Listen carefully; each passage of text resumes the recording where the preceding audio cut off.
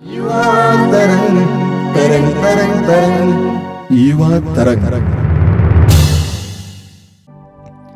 आइए हम प्रार्थना करें। मेरे प्यारे भाई मेरी बहन, अपनी आंखें बंद रखें। अपने आप को इस समय प्रभु के हाथों में दीजिए।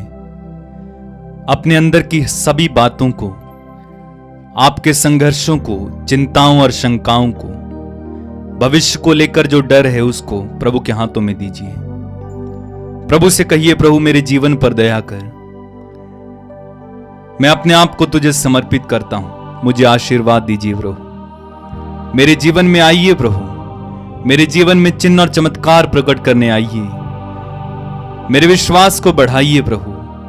मुझे प्रार्थना का वरदान देना, तेरे पवित्र आत्मा का अभिषेक देना। मैं आगे बढ़ता जाऊं, कभी पीछे ना हटूं। मुझ पर दया करिए यीशु। आइए प्रभु, आइए। तेरी आराधना, तेरी स्तुति, तेरी वंदना लॉर्ड।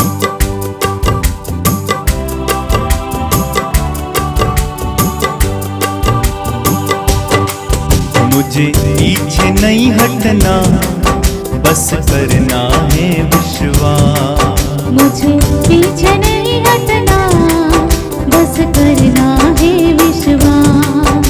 मुझे पीछे नहीं हटना, बस करना है विश्वास। मुझे पीछे नहीं हटना, बस करना है विश्वास। जो विश्वास करते हैं वो बनते प्रभु के दास। जो विश्वास करते हैं वो बनते प्रभु के दास। जो विश्वास करते हैं वो बनते प्रभु के दास। जो विश्वास करते हैं वो बनते प्रभु के दास। मुझे पीछे नहीं हटना, बस करना है विश्वास।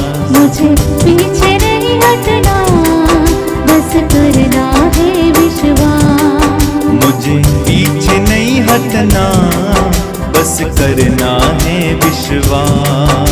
मुझे पीछे नहीं हटना, बस करना है जो विश्वास करते हैं, जो विश्वास करते हैं वो बनते प्रभु के दास। जो विश्वास करते हैं वो बनते प्रभु के दास। मुझे पीछे नहीं हटना, बस करना है विश्वास। मुझे पीछे नहीं हटना, बस करना है विश्वास। सभी युवा भाई बहनों को जयसु। मेरी उम्मीद है कि इन दिनों आपके अंदर कुछ राहत महसूस हो रही है। कोरोना और लॉकडाउन से कुछ राहत महसूस हो रही है। आपसे अनुरोध करूंगा कि अपनी उम्मीदों को बनाए रखिए, अपनी उम्मीदों को बढ़ाइए, हिम्मत नहीं हारना। हर प्रार्थना में बार बार मैं आप लोगों को ये बताता हूं, विश्वास को मजबूत कीजिए। हम सभी अपने जीवन में ईश्वर के चमत्कारों को देखना चाहते हैं और प्रभु यीशु ने स्वयं कहा कि विश्वास के द्वारा तुम चमत्कार देख सकते हो। आपके बहुत सारे सपने होंगे, आप चाहेंगे कि वे सारे सपने साकार हो जाएं, ऐसी हमारी भी प्रार्थना है। लेकिन इसके लिए आपके हृदय में, आपके मन में विश्वास की आवश्यकता है।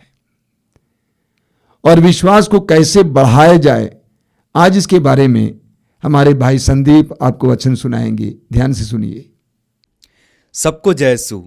प्यारे युवा साथियों, इस कार्यक्रम के द्वारा प्रभु आप सभी को आशीष दे। आइए थोड़ी देर हम प्रभु के वचन पर मनन करेंगे। जब हम प्रभु के वचन पर मनन करते हैं, वचन को सुनते हैं, वचन को बोलते हैं, उस समय प्रभु की आशीष हमें प्राप्त होती है। हमें पवित्र आत्मा का अभिषेक प्राप्त होता है। हमारे अंदर की जो बुराइयां हैं वे बुराइयां खत्म होने लगती हैं। हम शुद्ध होने लगते हैं।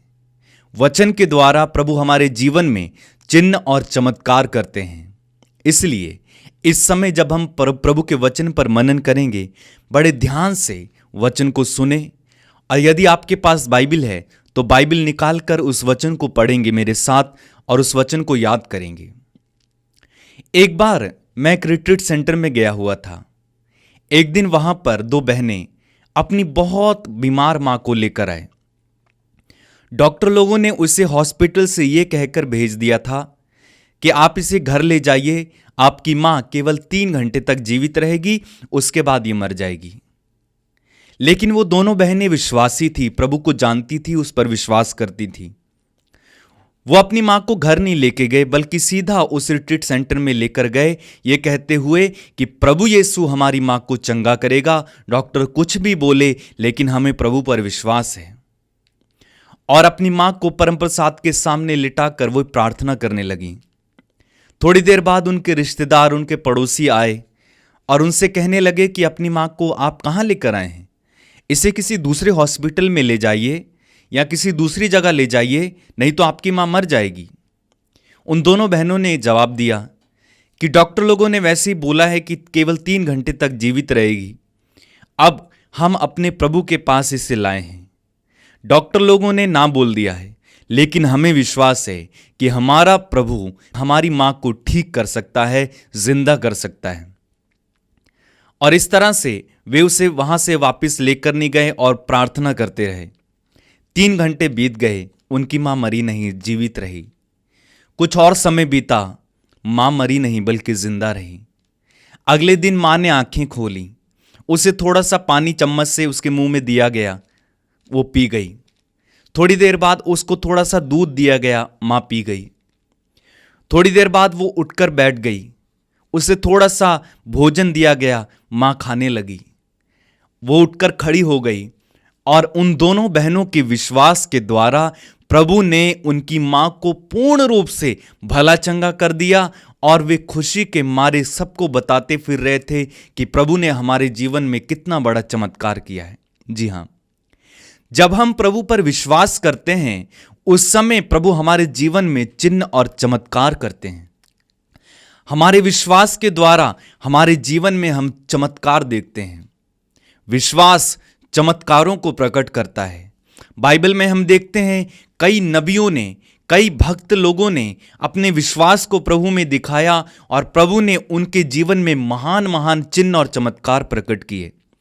ठीक इसके विपरीत यदि हम अविश्वास करते हैं तो हम अपने जीवन में प्रभु के कार्यों को करने से रोकते हैं। हमारा अविश्वास प्रभु के कार्यों को हमारे जीवन में होने नहीं देता है। यदि आप पढ़ेंगे मत्ती के सुसमाचार उसके अध्याय 13 वाक्य 58 में, एक दिन प्रभु अपने नगर नाजरेत गए और वहां पे वे शिक्षा दिए, लेकिन लोग प्रभु यीशु पर विश्वास नहीं कर पाए। उन्होंने कहा, यह तो बढ़ई का बेटा है, यूसुफ का बेटा है, हमारे साथ पला बढ़ा है, हमारे साथ ही तो रहता है, इसे यह ज्ञान कहां से प्राप्त हुआ? और वे यीशु पर विश्वास नहीं कर पाए। और अध्याय 13 वाक्य 58 में लिखा हुआ है, लोगों के अविश्वास के कारण उन्होंने वहां बहुत कम चमत्कार दिखाए। इसका मतलब क्या हुआ? जब हम अविश्वासी बन जाते हैं, जब हमारे अंदर विश्वास कम है, जब हम सोचने लगते हैं कि पता नहीं ऐसा होगा भी कि नहीं होगा, क्या प्रभु ऐसा कर पाएंगे, उस समय हम क्या कर रहे हैं? प्रभु के कार्यों को रोक रहे हैं। हम ये कह रहे हैं कि हमारे जीवन में प्रभु का कार्य ना हो। यही उन्होंने किया। वहां पर लिखा है, लोगों के अविश्वास के कारण वहां उन्होंने बहुत कम चमत्कार दिखाए। देखो, हमारे अंदर प्रभु ने विश्वास की एक मात्रा दी हुई है, हमारे अंदर विश्वास दिया गया है। और यह विश्वास अगर आप पढ़ेंगे पेतरुस के पहले पत्र उसके अध्याय 1 वाक्य 7 के दूसरे भाग में, पेतरुस का पहला पत्र अध्याय 1 वाक्य 7, वहां पर लिखा हुआ है, आपका विश्वास नश्वर सोने से कहीं अधिक मूल्यवान है। सोना कितना मूल्यवान है, चांदी कितनी मूल्यवान है, हीरा कितना मूल्यवान है, और उसको लोग तिजोरी में छिपा छिपा कर रखते हैं कि कहीं कोई चुरा ना ले, कहीं गायब ना हो जाए, कहीं इसको कोई देख ना ले, और हम लोगों की नजरों से बचाकर उसे रखते हैं। लेकिन बाइबल कहती है आपका विश्वास उस नश्वर सोने से कहीं अधिक मूल्यवान है, कहीं अधिक बढ़कर है। इसलिए यूदस अपने पत्र में वाक्य 3 में लिखते हैं। यूदस का एक ही पत्र है, एक ही अध्याय है, और उसके वाक्य 3 में लिखा हुआ है कि आप उस विश्वास की रक्षा के लिए संघर्ष करें। जो विश्वास आपको दिया गया है, उस विश्वास की रक्षा के लिए आप संघर्ष करें। किसान अपने खेत में पौधा बोता है और वो उसको बड़ा करने के लिए संघर्ष करता है। उसे पानी देता है, खाद देता है, कोई जानवर उसे ना खा ले इसलिए उसके चारों ओर बाड़ा बनाता है और इस तरह से उसकी देखभाल करता है और उस पौधे को बड़ा करता है। मां अपने बच्चे को जन्म देती है और उस बच्चे को बड़ा करने के लिए वो संघर्ष करती है, उसको दूध पिलाती है, समय समय पर उसकी मालिश करती है, समय समय पर उसको देखती है, सुलाती है, और इस तरह से मां अपने बच्चे को बड़ा करने के लिए बहुत संघर्ष करती है कि वो बच्चा बड़ा हो जाए। अब बताइए, अगर किसान का पौधा ना बढ़े तो क्या होगा? मां जिस बच्चे की देखभाल कर रही है वो बच्चा ना बढ़े तो क्या होगा? परेशानी होगी, मां चिंतित हो जाएगी, वो किसान चिंतित हो जाएगा। क्यों? क्योंकि वो बढ़ नहीं रहा है।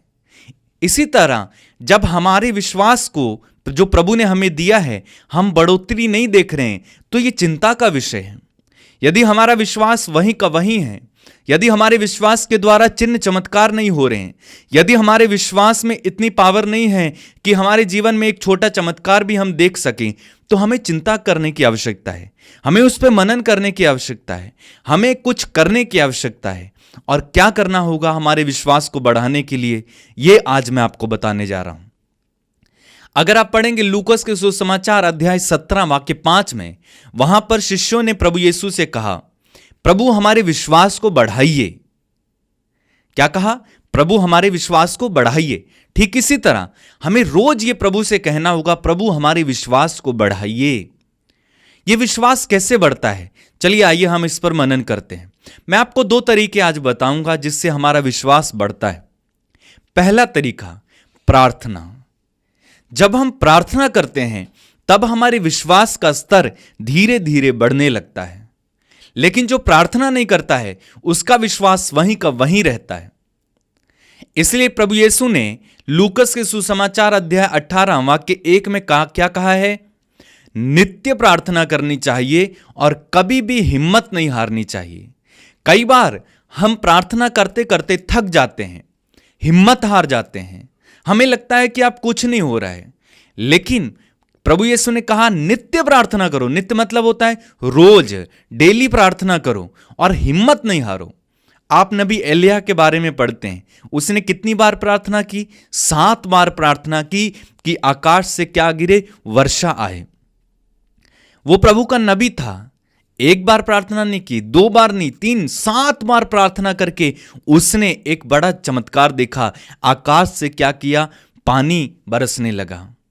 इसी तरह प्रभु यीशु कहते हैं कि हमें हिम्मत नहीं हारनी है, बल्कि नित्य प्रार्थना करनी है।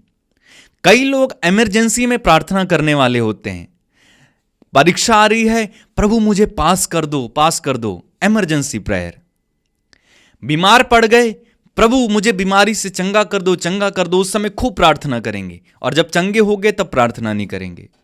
कर्ज हो गया तो खूब प्रार्थना करेंगे, या कोई ऐसी आवश्यकता आ गई, कोई चीज प्रभु से चाहिए, उस समय प्रार्थना करेंगे, लेकिन रोज प्रार्थना नहीं करते। आप पढ़ेंगे याकूब के पत्र में, याकूब अध्याय 4 वाक्य 2 में प्रभु क्या कहते हैं? वहां पर याकूब कहते हैं, आप प्रार्थना नहीं करते इसलिए आप लोगों के पास कुछ नहीं होता।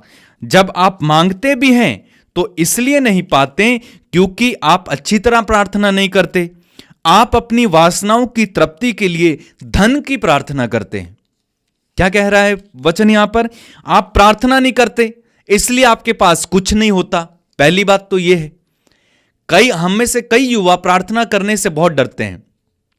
मेरा एक भाई है, कजिन भाई है, वो विदेश जाना चाहता था और उसके लिए उसने बहुत मेहनत की, कभी इससे मिल उससे मिल, बहुत पैसा खर्च किया, लेकिन वो जा नहीं पाया। उससे कहते थे प्रार्थना कर, प्रार्थना के नाम पर वो गायब हो जाता था, प्रार्थना नहीं करता था और उसका वो काम नहीं बना, आज तक नहीं बना है। इसीलिए वचन में कहा आप प्रार्थना नहीं करते इसलिए आपके पास कुछ नहीं होता। हम में से कई लोग चाहते हैं कि हम सफल हो जाएं, कई लोग चाहेंगे कि हमारे जीवन में प्रभु चिन्ह और चमत्कार करे, मुझे प्रभु अच्छी नौकरी दे, मुझे प्रभु सफलता की ओर ले चले, मैं प्रभु से जुड़ जाऊं, मुझे प्रभु की आशीष मिले। लेकिन प्रार्थना करना नहीं चाहते हैं, बल्कि हम दूसरों से कहते हैं हमारे लिए प्रार्थना कर दो। वो तो आपके लिए प्रार्थना कर देगा, लेकिन क्या आप प्रार्थना कर रहे हैं? और जब हम प्रार्थना करते भी हैं, बाइबल कहती है आप अच्छी तरह प्रार्थना नहीं करते हो। आप वो नहीं मांगते हो जो पिता चाहता है, आप वो मांगते हो जो आप चाहते हैं। आप उसकी इच्छा के अनुसार प्रार्थना नहीं करते हो। प्रभु आपको कुछ बड़ा देना चाहते हैं, लेकिन आप छोटी छोटी वस्तुएं मांग रहे हैं। क्या एक मां अपने छोटे से बच्चे को चाकू पकड़ाती है? नहीं पकड़ाती है, क्योंकि उसे पता है कि वो अपना हाथ इससे काट लेगा। लेकिन बार बार वो बच्चा जिद करता है कि मुझे ये दे दो, मुझे ये दे दो, लेकिन मां नहीं देती है, क्योंकि मां समझदार है। ठीक इसी तरह प्रभु कई बार हम जो मांगते हैं इसलिए नहीं देता क्योंकि वो वस्तु या वो चीज या वो जो कुछ हम मांग रहे हैं वो हमारे अभी हम उसके लायक नहीं हैं। इसलिए हमें प्रार्थना करना छोड़ना नहीं है। हमें धन के लिए प्रार्थना नहीं करना है, बल्कि हमें इसके लिए प्रार्थना करनी है कि हमारा विश्वास बढ़े। हमें इसके लिए प्रार्थना करनी है कि हमें पवित्र आत्मा मिले। हमें इसके लिए प्रार्थना करनी है कि हम प्रभु के साथ जुड़ जाएं। प्रार्थना क्या है? प्रार्थना केवल मांगना ही नहीं है, बल्कि प्रार्थना प्रभु के साथ जुड़ना है। क्यों प्रार्थना करनी है? अगर आप पढ़ेंगे मार्कुस के सुसमाचार अध्याय 14 वाक्य 38 में लिखा हुआ है, प्रभु यीशु कहते हैं जागते रहो और प्रार्थना करते रहो जिससे तुम परीक्षा में ना पड़ो। आत्मा तो तत्पर है परंतु शरीर दुर्बल। जागते रहो और प्रार्थना करते रहो जिससे तुम परीक्षा में ना पड़ जाओ। जब हम प्रार्थना नहीं करते हैं तो हम परीक्षा में, प्रलोभन में तुरंत फंस जाते हैं। तुरंत शैतान हमें पाप में गिरा देता है। इसलिए प्रभु कहते हैं जागते रहो और प्रार्थना करते रहो जिससे तुम परीक्षा में ना पड़ो। तो क्या प्रार्थना करने वाले को परीक्षा नहीं होगी? प्रलोभन नहीं आएगा?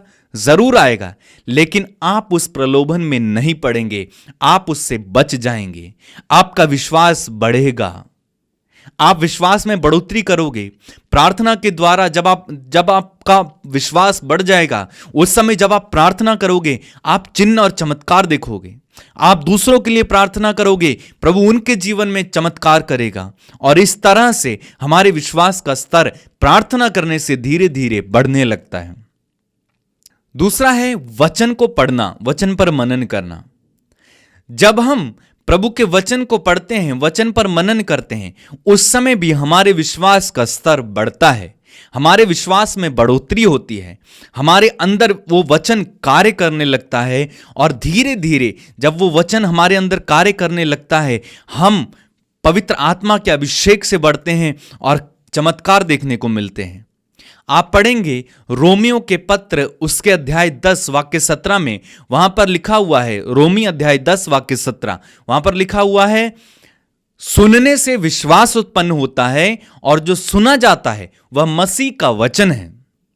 क्या लिखा है? सुनने से विश्वास उत्पन्न होता है और जो सुना जाता है वो क्या है? मसीह का वचन है। जी हां, जब हम कोई बात सुनते हैं उसके द्वारा हमें प्रभाव पड़ता है, हम प्रभावित होते हैं। फॉर एग्जाम्पल, यदि कोई आप अच्छी न्यूज सुनेंगे तो क्या हो जाएगा? मान लो आप परीक्षा में पास हो जाते हैं, आपको कोई फोन करके बताता हो, तो क्या होता है? तुरंत आप जब सुनते हैं आपके अंदर खुशी भर जाती है, आप आनंदित हो जाते हैं, सुनने से फर्क पड़ता है। लेकिन उसके विपरीत यदि आप कोई दुख की न्यूज सुनते हैं, मान लो कोई रिश्तेदार मर गया और आपको पता चलता है, आप सुनते हो उसके बारे में, तो आप क्या हो जाते हो? दुखी हो जाते हो। सुनने से फर्क पड़ता है। इसलिए सावधान रहना है कि आप क्या सुनते हो। इस वचन को सुनने से आपका विश्वास बढ़ेगा, आपके अंदर विश्वास उत्पन्न होगा। हम मार्कुस के सुसमाचार में पढ़ते हैं, मार्कुस के सुसमाचार अध्याय 5 में हम रक्तस्राव स्त्री के बारे में सुनते हैं। वो रक्तस्राव स्त्री 12 साल से रक्तस्राव से पीड़ित थी, सब कुछ खर्च कर चुकी थी, बहुत सारे डॉक्टर लोगों से इलाज कराया, लेकिन कोई फायदा नहीं हुआ। अंत में उसे किसी ने यीशु मसीह के बारे में बताया और यह कहा होगा कि वो चिन्ह चमत्कार करते हैं, उसको छूने से रोगी चंगे हो जाते हैं, वो महान हैं। वो 5 रोटियों से 5,000 लोगों से भी अधिक को खिलाते हैं। तो उसने, रक्तस्राव स्त्री ने यीशु के बारे में सुना। आप पढ़ेंगे वहां पर मार्कुस के सुसमाचार अध्याय 5 वाक्य 27 में आप पढ़ना, वहां पर लिखा है, उसने ईसा के विषय में सुना था। क्या किया था? सुना था, देखा नहीं था, उसको जाना नहीं था, बल्कि सुना था। और क्या किया उसने भीड़ में से पीछे से आकर उसका कपड़ा छू लिया, क्योंकि वह मन ही मन कहा करती थी, यदि मैं उनका कपड़ा भर छूने पाऊं तो अच्छी हो जाऊंगी। और क्या हुआ? उसी समय वो चंगी हो गई। हम सब जानते हैं सुनने से क्या हुआ? विश्वास उत्पन्न हुआ। जब आप प्रभु के वचन को सुनेंगे, प्रभु के बारे में सुनेंगे, आपके अंदर विश्वास उत्पन्न हो जाएगा और वो विश्वास चमत्कार को आपके जीवन में लाएगा। आप क्या सुनते हो? हम कई बार फोन की लीड अपने कानों में लगाकर बॉलीवुड के सॉन्ग सुनते हैं। क्या क्या सुनते हैं? आज से आप क्या करें? अगर आपको अपने विश्वास में बढ़ोतरी चाहिए तो आप प्रभु के वचन को सुनें। ऐसी बहुत सारी ऑडियो बाइबल हैं। आप प्ले स्टोर पे जाना, ऑडियो बाइबल, आप हिंदी ऑडियो बाइबल या इंग्लिश ऑडियो बाइबल वहां पर अवेलेबल है। आप उसे डाउनलोड करें और दूसरे गाने या दूसरी बातें सुनने की अपेक्षा उस ऑडियो बाइबल को लगाकर सुनते रहें वचन। आप कहीं फ्री बैठे हैं, उस वचन को पढ़िए। छोटी छोटी आजकल बाइबल आती हैं जो हम पॉकेट में भी रख सकते हैं। पॉकेट में रख लीजिए। आप कहीं भी जा रहे हैं, आपको फ्री समय मिलता है, तुरंत निकालिए, वचन को पढ़िए। आपके मोबाइल में कई सारे ऐप हैं। एक ऐप है दिव्य वचन ऐप, दिव्य वचन, उस ऐप को डाउनलोड कीजिए। वो उसमें पूरी बाइबल है, आपको वहां पर बाइबल पढ़ने को मिलेगी। इस तरह से जब जब आपको मौका मिले आप प्रभु के वचन को पढ़िए, सुनिए और उसे याद कीजिए। एक और उदाहरण मैं आपको देता हूं। प्रेरित चरित्र के अध्याय 14 में हम संत पौलुस के बारे में पढ़ते हैं। वो एक स्थान, जिस स्थान का नाम था लुस्त्रा, वहां पर वो वचन सुना रहा था। वचन सुनाते सुनाते उसकी दृष्टि एक ऐसे व्यक्ति पर पड़ी जो जन्म से लंगड़ा था। आप पढ़ेंगे प्रेरित चरित्र अध्याय 14 पद संख्या 8 से। लुस्त्रा में एक ऐसा व्यक्ति बैठा हुआ था जिसके पैरों में शक्ति नहीं थी। वह जन्म से ही लंगड़ा था और कभी चल फिर नहीं सका था। वह पौलुस का प्रवचन सुन ही रहा था कि पौलुस ने उस पर दृष्टि गड़ाई। क्या कर रहा था वो लंगड़ा व्यक्ति? प्रभु के वचन को सुन रहा था। पौलुस जो सुना रहा था उसको सुन रहा था ध्यान से, कि पौलुस ने उस पर दृष्टि गड़ाई और उसमें स्वस्थ हो जाने योग्य विश्वास देखकर ऊंचे स्वर से कहा, उठो और अपने पैरों पर खड़े हो जाओ। वह उछल पड़ा और चलने फिरने लगा। अब यह विश्वास उसके अंदर आया कैसे? उसके अंदर स्वस्थ हो जाने योग्य विश्वास आया कैसे? अगर वो सोता रहता तो आता? अगर वो घर में बैठा रहता कि मैं तो चल फिर नहीं पाता हूं, मैं क्यों जाऊंगा वचन सुनने, तो क्या उसके अंदर स्वस्थ हो जाने योग्य विश्वास आता? नहीं आता, कभी नहीं आता।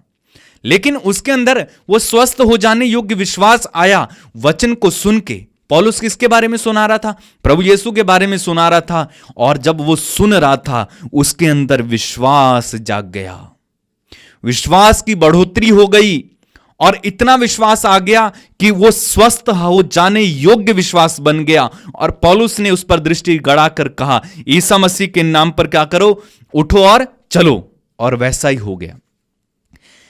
हमारे अंदर चिन्ह चमत्कारों के लिए विश्वास उतना योग्य होना चाहिए। इसलिए क्या करना है? वचन को पढ़ना है। पहली बात मैंने आपको क्या बताई? प्रार्थना करना है। कब प्रार्थना करना है? रोज प्रार्थना करना है और वचन को पढ़ना है। वचन कब कब पढ़ना है? रोज पढ़ना है। मैंने आपको कई ऐप्स के बारे में भी बताया है। तो इस तरह से हमारे विश्वास में वृद्धि होने लगती है, हम बढ़ने लगते हैं। और आप देखोगे मेरे भाई मेरी बहन कि आपके जीवन में प्रभु बड़े बड़े चिन्ह और चमत्कार कर रहा है। ना केवल आपके जीवन में बल्कि आपके परिवार में, आपके पड़ोसियों में, जिसके साथ आप मिलेंगे वहां पर चमत्कार होगा, चिन्ह प्रकट होंगे, क्योंकि आपका विश्वास वहां तक बढ़ जाएगा। यीशु ने क्या कहा? यदि तुम्हारा विश्वास राई के दाने के बराबर भी हो और तुम इस शहतूत के पेड़ से कहो कि उखड़ कर समुद्र में लग जा, तो वो तुम्हारी बात क्या करेगा? मान लेगा। क्यों? क्योंकि आपका विश्वास मजबूत है। अब राई के दाने के बराबर का विश्वास का मतलब यह नहीं है कि राई का दाना इतना छोटा होता है तो हमारा विश्वास भी इतना छोटा होगा तो चलेगा। नहीं, अगर इतना छोटा सा विश्वास होगा तो चलेगा? बिल्कुल नहीं चलेगा, क्योंकि यीशु ने कई बार अल्प विश्वास पर लोगों को डांटा है। पेतरुस को अल्प विश्वास पर डांट पड़ी, शिष्यों को कई बार अल्प विश्वास पर डांट पड़ी। तो राई के दाने के बराबर विश्वास होने का क्या मतलब है? राई का दाना ठोस होता है। अगर आप नारियल रेंगे तो नारियल अंदर से क्या होता है? खोखला होता है। लेकिन राई का दाना ठोस होता है, उसे आप कितनी भी ऊंचाई से फेंकोगे वो टूटेगा नहीं। लेकिन नारियल को आप ऊंचाई से फेंकोगे, क्या करेगा? टूट जाएगा, बिखर जाएगा, ठोस नहीं है। इसलिए प्रभु यीशु कहते, आपका विश्वास राई के दाने के बराबर भी हो तो आप इस शहतूत के पेड़ से कहो कि उखड़कर समुद्र में लग जा, तो वो तुम्हारी बात मान लेगा। आपके अंदर जब विश्वास होगा, आप कुछ भी कहोगे वैसा ही होगा। इसलिए हम क्या करना है? हमें रोज प्रार्थना करनी है, रोज वचन पढ़ना है और ये कहना है, प्रभु हमारे विश्वास को बढ़ाइए। इन वचनों के द्वारा प्रभु आप सभी को आशीष दे। धन्यवाद संदीप, आपके सुंदर वचनों के लिए। मेरा विश्वास है कि आपके युवा साथी आपको सुन रहे थे बड़ी चाव से। आइए हम प्रार्थना करें। अपनी आंखें बंद कीजिए, अपने हृदय को खोलिए। एफेसियों के पत्र के अध्याय 3 वाक्य 20 और 21 में प्रभु संत पौलुस कहते हैं, वह ईश्वर जो आप प्रार्थना करते हैं और कल्पना करते हैं, इससे भी महान कार्य करने में सक्षम है। आपका प्रभु आपके जीवन में आपकी कल्पना और आपकी प्रार्थना के परे के कार्य करने में सक्षम है। प्रभु यीशु, हम विश्वास करते हैं कि तू हमारी कल्पना और प्रार्थना के परे के कार्य करने में सक्षम है, समर्थ है, क्योंकि तूने मौत को हराया है, तूने शैतान को हराया है। मैं इस समय प्रार्थना करता हूं मेरे छोटे भाई बहनों के लिए, उनको विश्वास का वरदान दीजिए, अपने विश्वास को बढ़ाने के लिए प्रयास करने का वरदान दीजिए। हम अपने शरीर को पुष्ट और स्वस्थ रखने के लिए कितना प्रयास करते हैं, उसी तरह अपने विश्वास को बढ़ाने, पुष्ट और स्वस्थ रखने के लिए क्या करना चाहिए, उसको करने के लिए मेरे इन छोटे भाई बहनों को कृपा देना। प्रभु, जीवन की कठिन परिस्थितियों में अपने विश्वास को बरकरार रखने के लिए, बनाए रखने के लिए और उन कठिन परिस्थितियों के बावजूद अपने विश्वास को अपने हृदय में दृढ़ बनाए रखने के लिए विश्वास की दृढ़ता दीजिए। सिर झुकाइए। सर्वशक्तिमान परमेश्वर पिता और पुत्र और पवित्र आत्मा आपको आशीर्वाद प्रदान करें। आमीन। जय यीशु। गीत सुनिए, गुनगुनाइए।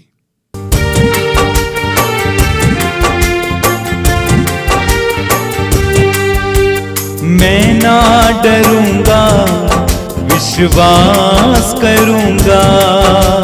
मैं ना डरूंगी, विश्वास करूंगी। मैं ना डरूंगा, विश्वास करूंगा। मैं ना डरूंगी, सब लोग कहिए, विश्वास करूंगी। मैं विश्वास करूंगा, मैं विश्वास करूंगा। मैं विश्वास करूंगी, मैं विश्वास करूंगी। मैं विश्वास करूंगा, मैं विश्वास करूंगा। मैं विश्वास करूंगी, मैं विश्वास करूंगी। हो यीशु मेरी जिंदगी कभी ना हारूंगा। यीशु मेरी जिंदगी कभी ना हारूंगी। मैं ना डरूंगा, विश्वास करूंगा।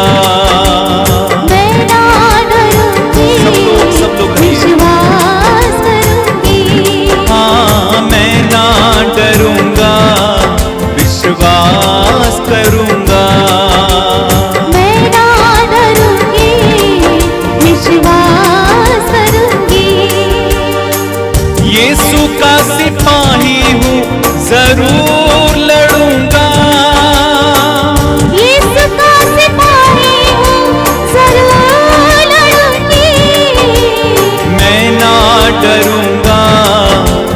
वास करूंगी।